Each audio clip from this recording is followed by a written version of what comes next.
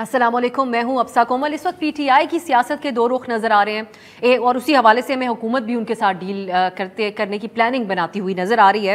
एक तरफ पीटीआई वफाक में अगर हम देखें तो सड़कों पर प्रेशर बनाए रखने की बात अभी तक नज़र आ रही है उनके लाहे अमल में, और दूसरी तरफ पंजाब है जहाँ पर बड़ी समझदारी से आइनी जो मामलात हैं, जो ऑप्शंस हैं, उनके ऊपर हर तरह से उनको इस्तेमाल करने की कोशिश की जा रही है। इसके ऊपर हम आज के प्रोग्राम में बात करेंगे। पहले जो इमरान खान साहब के ये जो इससे पहले जो लॉन्ग मार्च उन्होंने निकाला, उस वाज़े तौर पे वो कहते रहे कि उनकी एक हिस्ट्री है पुरअमन एहतजाज और धरने करने की, और हम भी टीवी शोज़ में कहते रहे कि हुकूमत को उनको आने देना चाहिए अगर वो ज़मानत दे रहे हैं पुरअमन एहतजाज करने की। लेकिन उसके बाद जो हुआ वो हम सब ने देखा, हुकूमत ने भी सख्ती से निपटा और खान साहब भी डी चौक आने का कहते रहे। उसके बाद हुकूमत का ये था बार बार जवाब कि हमने असलहा भी बरामद किया है, हम इनको नहीं आने देंगे। लेकिन जो कल इमरान खान साहब का बयान सामने आया उसने भरपूर जवाब फराम किया हुकूमत को। इमरान खान साहब ने कल ये कहा कि उनको ये बात मालूम थी कि उनके बहुत से कारकुनान के पास असलहा था, इसलिए उन्होंने डी चौक के हवाले से जो ऐलान उसने कर दिया और कहा कि मैं 6 दिन बाद ऐलान करूंगा, और पीछे एक कदम हो गए। आज जो है वो हुकूमत को उनके इस बयान से बज़ाहिर ये लगता है, और जो वज़ीर आला केपी का बयान आया कि वो खैबर पख्तूनख्वा की फोर्स इस्तेमाल करेंगे अगर इमरान खान ने दोबारा ऐलान किया इस्लामाबाद की तरफ मार्च करने का, तो बज़ाहिर ये लगता है कि गवर्नमेंट को ये जवाब मिल रहा है कि वो इमरान खान को मुल्क के अमन के लिए ख़तरा करार दें। और कुछ ऐसा आज हुआ भी। काबीना ने एक कमेटी तश्कील दी है और वहाँ पे जो अल्फाज पीटीआई के लिए इस्तेमाल किए गए वो ये थे कि ये एंटी स्टेट प्रोटेस्ट कर रहे थे, रियासत मुखालिफ प्रोटेस्ट कर रहे थे, और वज़ीर दाखिला ने यह कहा कि ये रियासत पर मुसल्ला हमला था जो इन्होंने इससे पहले किया, सियासी मार्च नहीं था। तो बज़ाहिर ये लगता है कि जो खान साहब के उनके लोगों के कुछ बयानात आए हैं वो हुकूमत को बाकायदा तौर पर जवाब फराम करें, जिसकी बुनियाद पर राना सनाउल्लाह अब ये भी कहते हैं कि वो मुकदमात बनाएंगे इनके रहनुमाओं के ऊपर। हम इस पर ये बातचीत करेंगे कि खान साहब की, क्योंकि अब वो जो 6 दिन की डेडलाइन थी उसमें भी अब 1 दिन बाकी रह चुका है, तो उनको क्या करना होगा अपने आगे की लाहे अमल में, वो क्या करने जाएंगे। दूसरी तरफ ये कि क्या हुकूमत ओवर रिएक्ट कर रही है, ये सियासी मुकदमात होंगे अगर इसके ऊपर जो बनाए जाएंगे, या फिर स्टेट की रिट को कायम करना, कानून नाफिज करना भी हुकूमत के ऊपर ही जिम्मेदारी आयद होती है। दूसरी तरफ हम खास तौर पर प्रोग्राम में पंजाब की जो सूरत हाल है उसका हम जिक्र करेंगे। जैसा कि मैंने आगाज़ में कहा कि वहाँ पर जो पीटीआई है वो आइनी ऑप्शंस का इस्तेमाल कर रही है। इसी सिलसिले में आज भी लाहौर हाई कोर्ट ने हुक्म दिया इलेक्शन कमीशन ऑफ पाकिस्तान को कि 2 जून तक वो रिजर्व सीट्स के हवाले से फैसला सुनाए। इसके अलावा आप जानते हैं कि 25 अरकान पहले ही डी सीट हो चुके हैं, जो सुप्रीम कोर्ट का फैसला आया था उसकी रोशनी में इलेक्शन कमीशन की तरफ से, और वहाँ पर पीटीआई कॉन्फिडेंट नज़र आती है। वो ये कहते हैं कि सूरत हाल नंबर्स को भी अगर हम देखें तो ऐसी बन सकती है कि हमजा शहबाज की जो सीएमशिप है वो ख़तरे में पड़ जाए और उनको एतमाद का वोट लेने पर मजबूर किया जा सके। इस सारी सूरत हाल के ऊपर हम बात करेंगे, हम तबसरा भी हासिल करेंगे, पीटीआई का मौक़िफ़ भी जानेंगे, और हम इसके ऊपर एक्सपर्ट ओपिनियन भी हासिल करेंगे। मेरे साथ हैं रहनुमा तहरीक इंसाफ हसन खावर साहब, सीनियर तज्ज़ियाकार और सहाफ़ी सलीम बुखारी साहब। आप दोनों को का बहुत बहुत शुक्रिया और वेलकम कहूँगी आपको प्रोग्राम में। हसन खावर साहब, आगाज़ में आपसे कर लेती हूँ, क्योंकि अपने प्लेटफॉर्म से भी हमने आपका जो लॉन्ग मार्च था उसके हवाले से पहले कहा था कि अगर खान साहब ये ज़मानत दें कि पुरअमन होगा तो फिर उनको आने दिया जाए। लेकिन फिर बाद में जो सूरत हाल रही तो शेख साहब से बयानात का सिलसिला शुरू हुआ कि खूनी मार्च होगा, फवाद साहब भी कहते रहे सिविल अनरेस्ट हो जाएगी इसके नतीजे में। अब खान साहब खुद जब ये बात कह रहे हैं कि मेरे कुछ लोगों के पास असलहा मौजूद था, वज़ीर आला केपी कह रहे हैं कि मैं अपनी फोर्स लेकर जाऊंगा, तो फिर तो ठीक जवाब नहीं फराहम कर दिया आपने गवर्नमेंट को कि अपने जो राइट है, आपका right to assembly and protest, उसको फिर रोका जाए।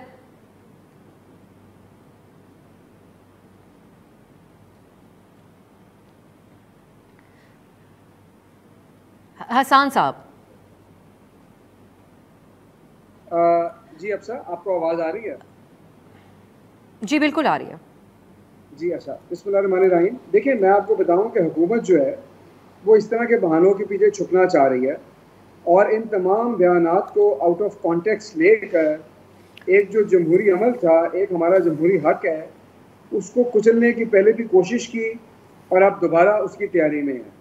लेकिन बात यह है कि आप पीटीआई की तारीख उठा के देख लें, आप उस दिन का मार्च देख लें, हमारे नहित्ते कारकुनों के ऊपर, ख़वातीन के ऊपर, बूढ़ों के ऊपर, बच्चों के ऊपर शेलिंग की गई, रबर बुलेट्स फेंकी गई, हर तरह का जो बर्बरियत का मुजाहरा था वो उस दिन किया गया, सिर्फ इसलिए कि हुकूमत जो थी वो डर रही थी खान साहब और अवाम की मकबूलियत और अवाम के समंदर से। और अब इस तरह के बयानात के पीछे छुपना, देखिए खान साहब ने सिर्फ ये कहा था कि कुछ लोगों के पास असलहा था, क्योंकि ज़ाहिर है सिक्योरिटी गार्ड हैं, उनके साथ और लोग हैं हिफाजत के, लेकिन हमारे जो कारकुन थे उसको सपोर्ट करता है। एक और इकदाम, एक और मामला हसन साहब, उसको सपोर्ट ये करता है कि हुकूमत ने जो आपके पंजाब के रहनुमा जुबैर नियाजी, उनके घर से बड़ी तादाद में असलहा बरामद करने का भी दावा किया था।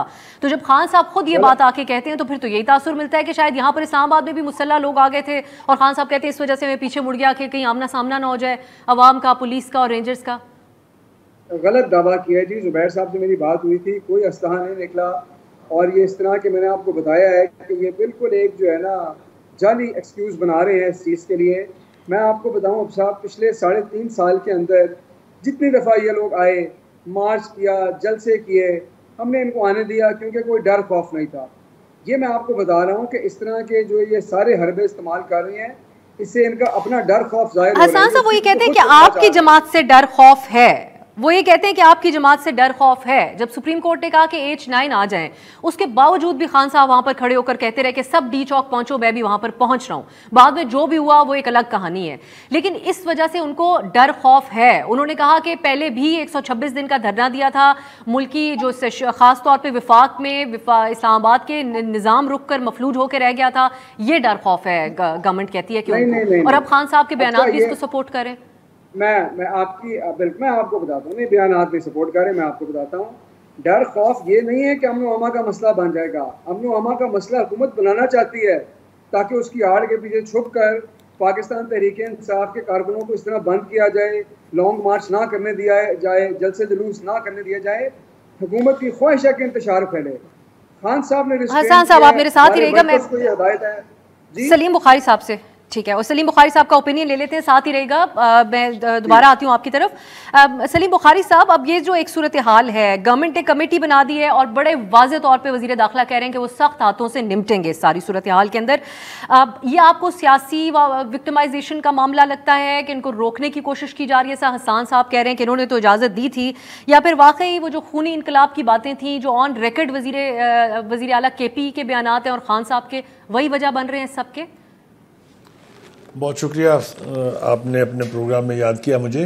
गुजारिश ये है कि 2-3 चीज़ें हमें सामने रखनी चाहिए। एक तो ये कि ये जिसको पीसफुल मार्च के करने का दावा था, इसका आगाज़ ही खून बहने से हुआ था। अगर आपको याद हो, वो कांस्टेबल की जो हलाकत थी, वो सड़क पे खड़ा हुआ था, किसी के घर के अंदर नहीं था। जिस तरीके से उसको कोल्ड ब्लडेड मर्डर मैं कहूँगा, वो कोई छुपा नहीं सकता, इसलिए कि everything is on the record and everything is on the footage. दूसरी बात ये कि असला बरामद होने की बात भी सिर्फ मनगढ़ंत कहानी नहीं है।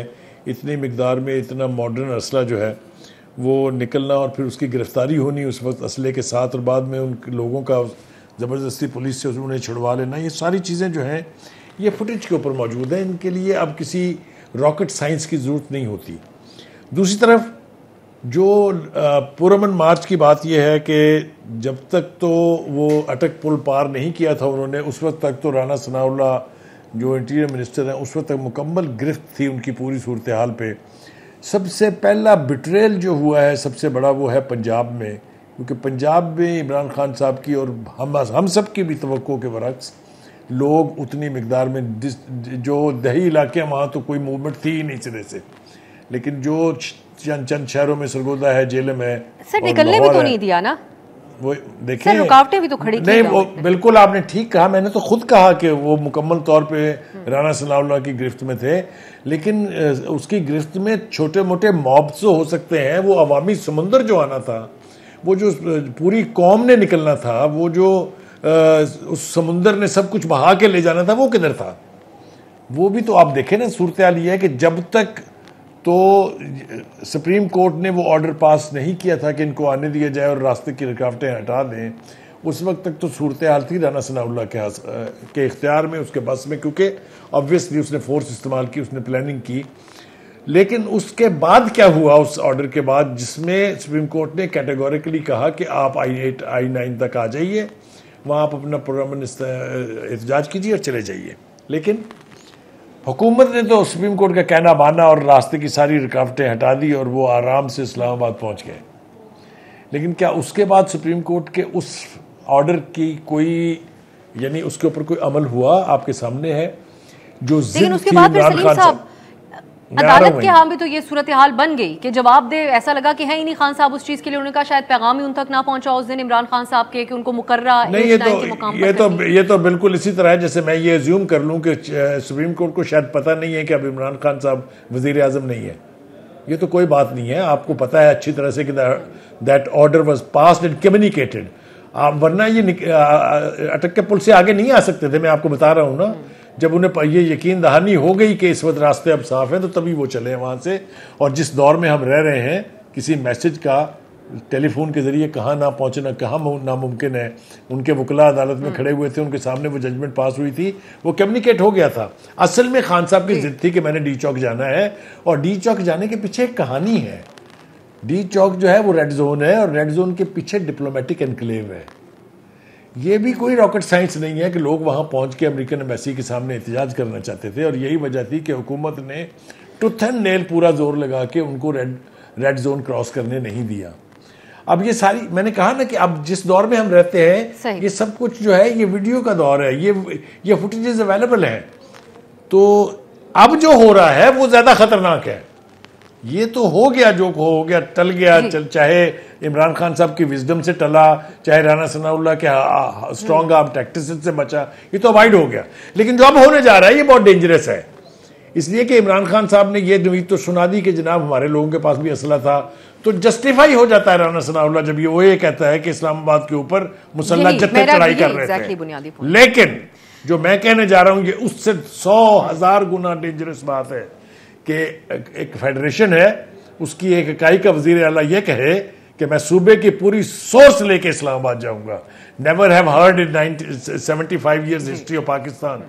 ये कहीं दुनिया में नहीं हुआ। मुझे बता दीजिए अगर कोई मिसाल, किसी के पास कोई रेफरेंस है कि एक सूबे का चीफ मिनिस्टर पब्लिक गैदरिंग में, ये कोई ऐसा नहीं है कि उनको कहते सुना गया अपने सूबे की पुलिस लेकर वो विफाक के ऊपर हमलावर हो जाएं। आप साथ जी, मुझे एक ब्रेक जी सर, अगर आपकी इजाजत हो एक ब्रेक की तरफ जाऊं, वापस आके अब आगे आपको क्या बनता हुआ नजर आ रहा है मैं इसका तफसीली आपसे जानना चाहूंगी। मुझे याद है शहबाज गिल साहब ने भी कल इमरान खान साहब के बयान को जस्टिफाई करने की, इनफैक्ट वजीर आला केपी के बयान को जिस तरह से कुछ जस्टिफाई करने की कोशिश की कि उन्होंने उसको नथी कर दिया खैबर पख्तूनख्वा के कल्चर के साथ, जिस पर जो पुख्तून है हमारे मुल्क के अंदर वो काफ़ी इसको नापसंद कर रहे हैं जो उन्होंने बात की। शहबाज गिल साहब ने उसको इस तरह जस्टिफाई करने की कोशिश की कि वो पठान है, उसको आप एक पत्थर मारेंगे तो आप पे हमला आवर हो जाएगा।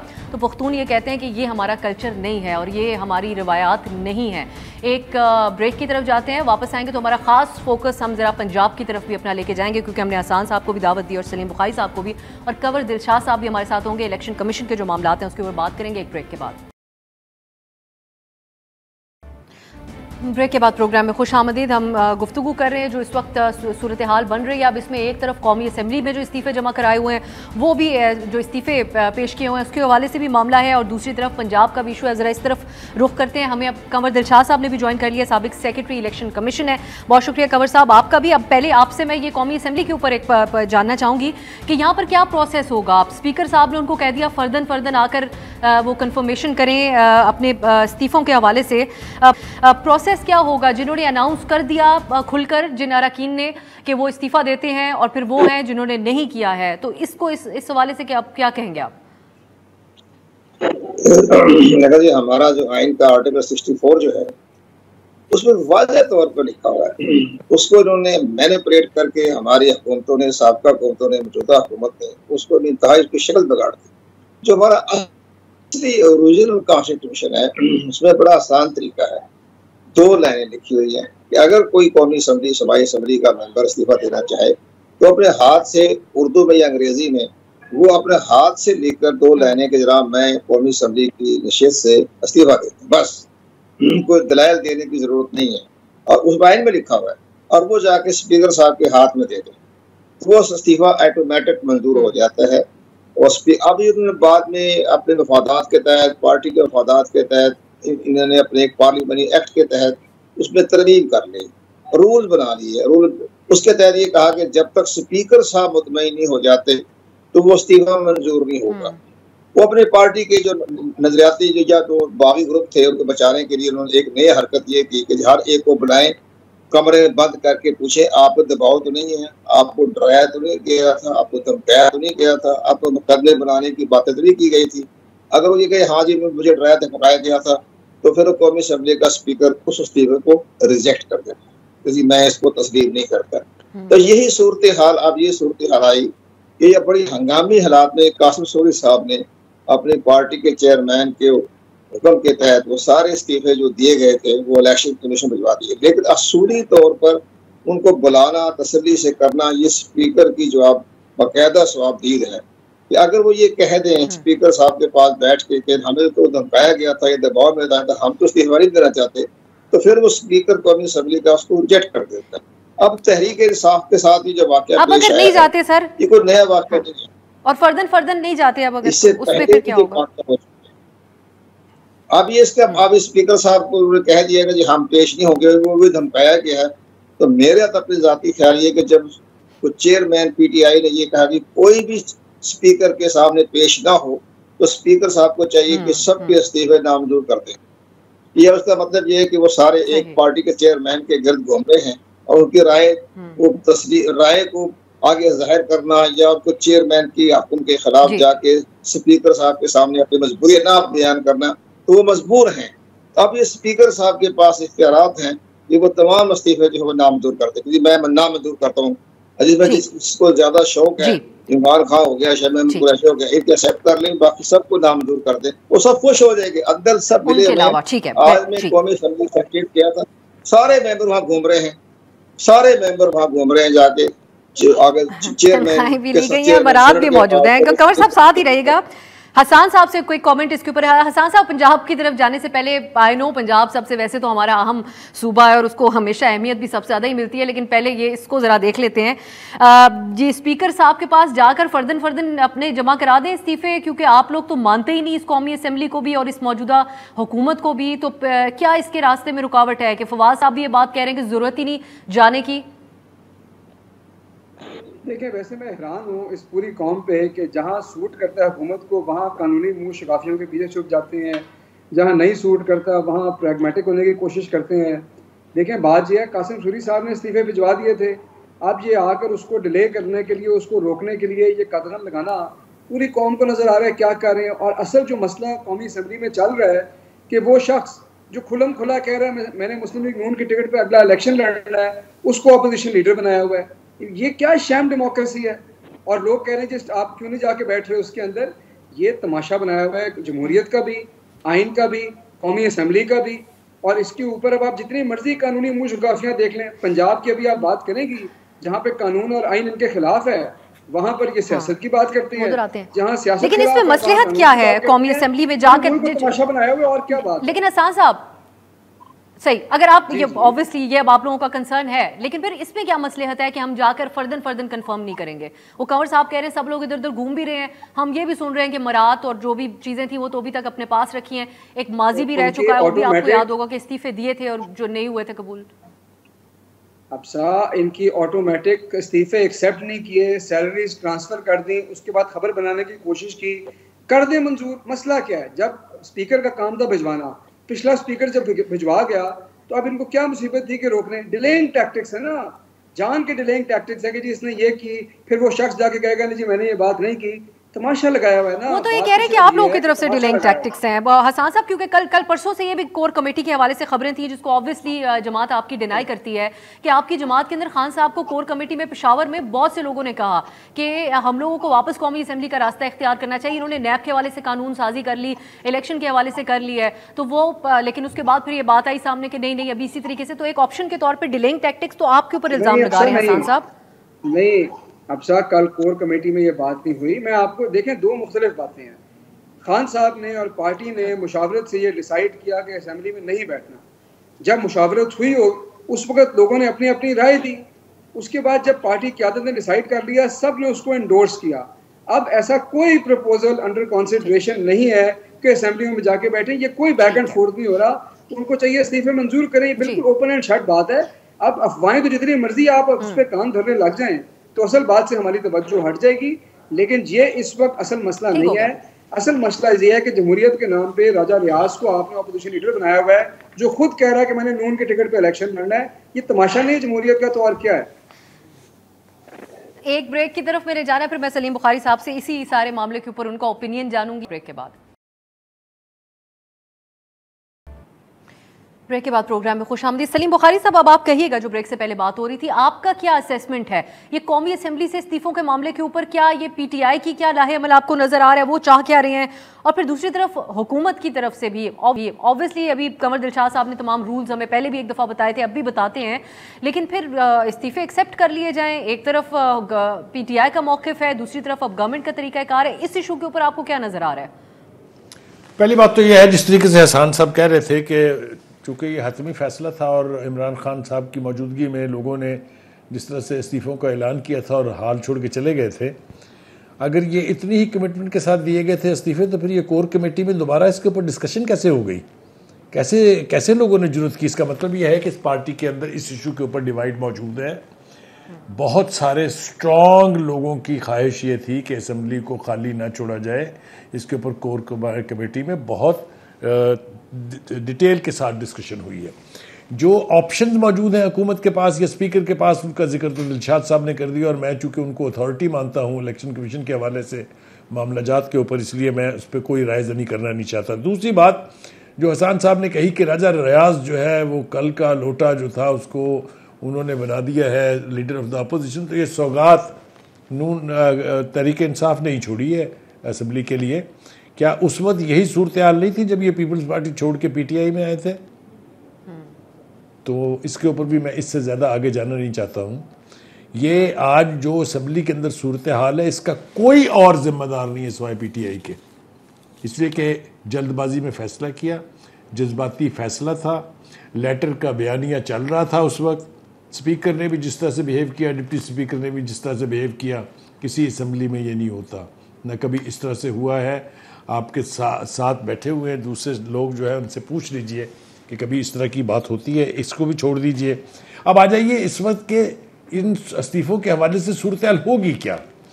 देखिए, एक तासुर ये उभर रहा है कि पीटीआई जो है वो अगले इलेक्शन के लिए तैयारी करने की बजाय, क्योंकि एजिटेशन की तरफ जा रही है, और हुकूमत में बैठे हुए लोग चूँकि अपनी गुडविल बनाने के लिए मुश्किल हालात से निकलेंगे, फैसले करेंगे मुश्किल, लेकिन उनके पास अगर टेन्योर पूरा है 1 साल और 2 महीने का, तो वो अपनी पोजीशन को स्ट्रेंथन करेंगे, इम्प्रोवाइज़ करेंगे और बेहतर पोजीशन में होंगे अगला इलेक्शन लड़ने की। अगर तो पीटीआई इस एजिटेशन मोड से बाहर नहीं निकलती तो this will be to the advantage of the government. इस्तीफ़ों के हवाले से मेरे ख्याल से असम्बली का प्रेमिसेस खाली नहीं छोड़ना चाहिए था। एक स्ट्रॉन्गेस्ट अपोजिशन वो डिक्टेट कराती अपनी टर्म्स जो है हुकूमत को, जितनी वल्नरेबल हुकूमत थी जो सिर्फ इत्तेहादियों के सर के ऊपर चल रही है, उसको तो डिक्टेट कराती इन सच ए लार्ज नंबर। बिल्कुल ऐसा ही है सर। और यही सूरत हाल पंजाब में होती।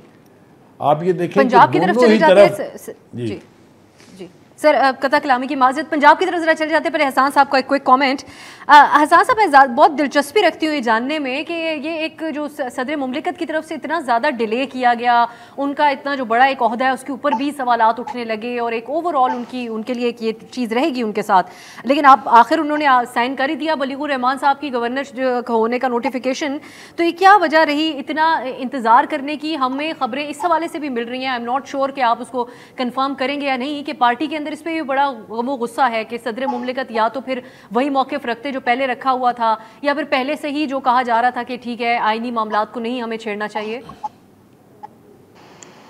देखिए, सदर मुमलिकत ने किस वक्त क्या चीज़ साइन की, इसकी तो वजाहत वो कर सकते हैं, लेकिन मेरे ख्याल में तो इसमें कोई हर्ज नहीं। उन्होंने अपना कानूनी और आईनी इस्तेहकाक इस्तेमाल किया है और उसके मुताबिक उनको वो कर दिया है।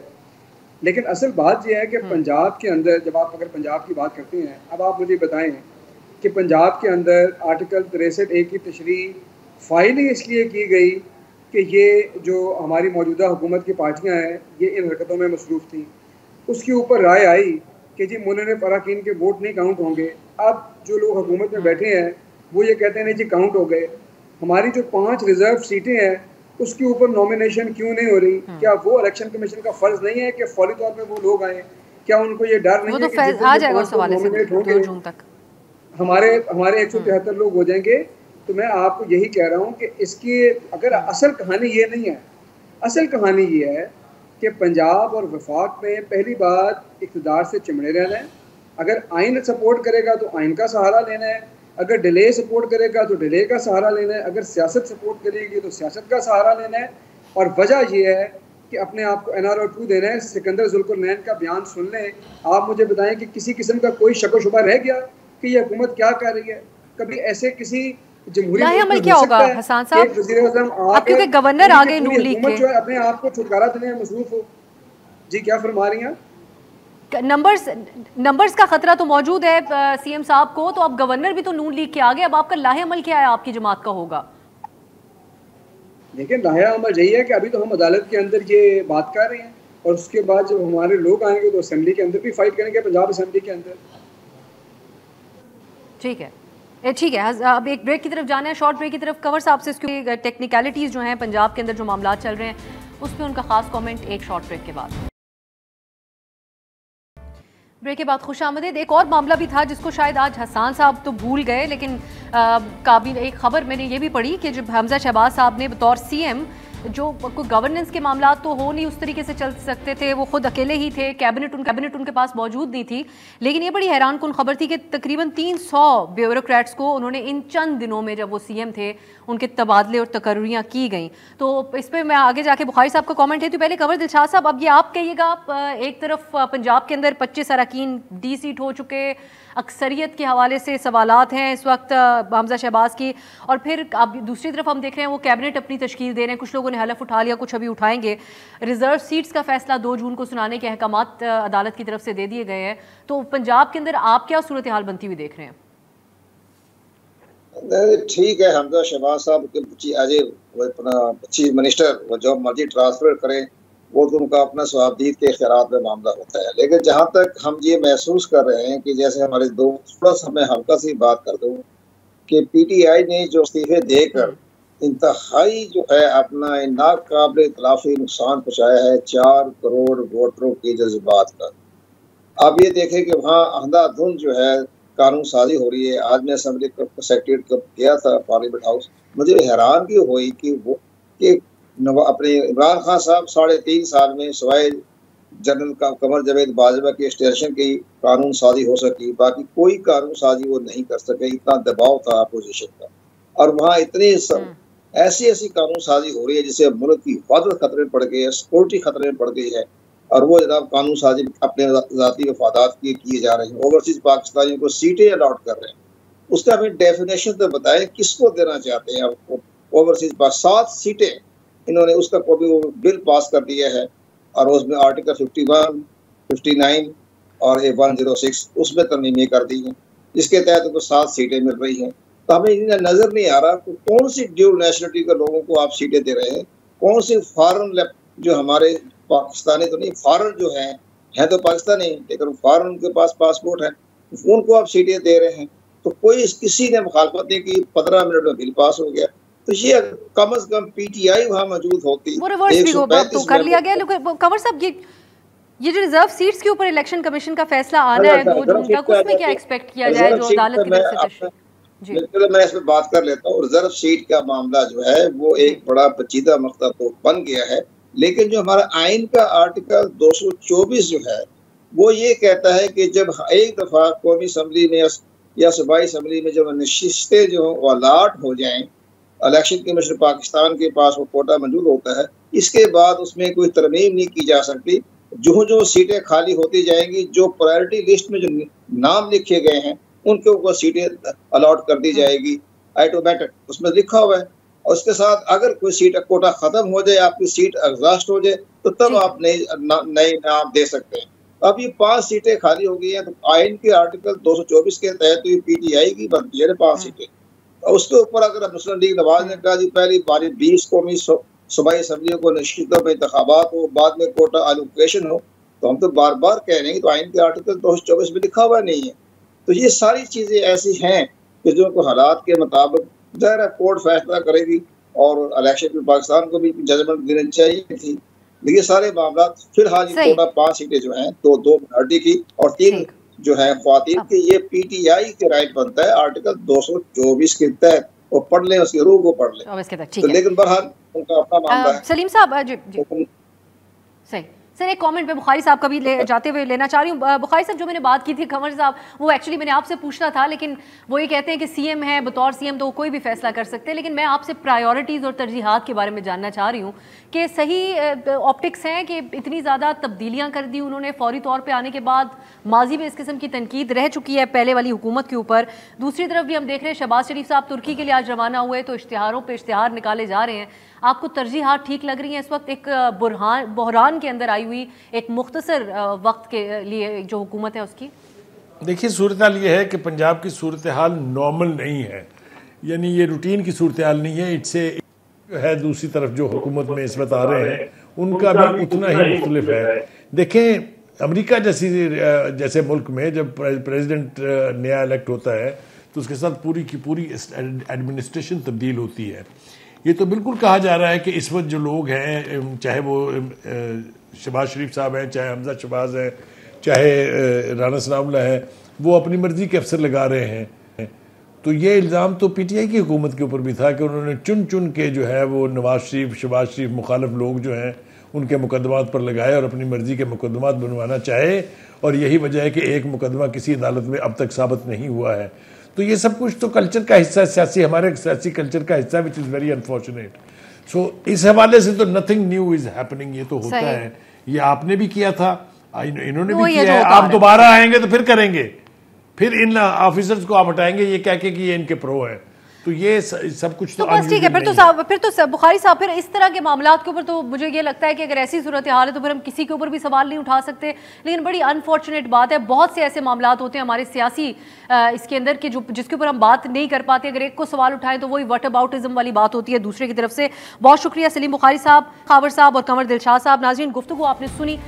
लगता है पंजाब के हवाले से पीटीआई का इन्हिसार अभी इलेक्शन कमीशन का जो फैसला आएगा उसके ऊपर है, और उसके बाद हमें कोई लाही अमल नजर आएगा। मुझे आज के लिए इजाज़त दीजिए, खुदा हाफिज़। हर पीर से जुमा अपने फेवरेट शो न्यूज़ आई को यूट्यूब पर देखने के लिए डॉन न्यूज़ के ऑफिशियल यूट्यूब चैनल पर आइए, उसको सब्सक्राइब कीजिए और बेल आइकन को प्रेस कीजिए।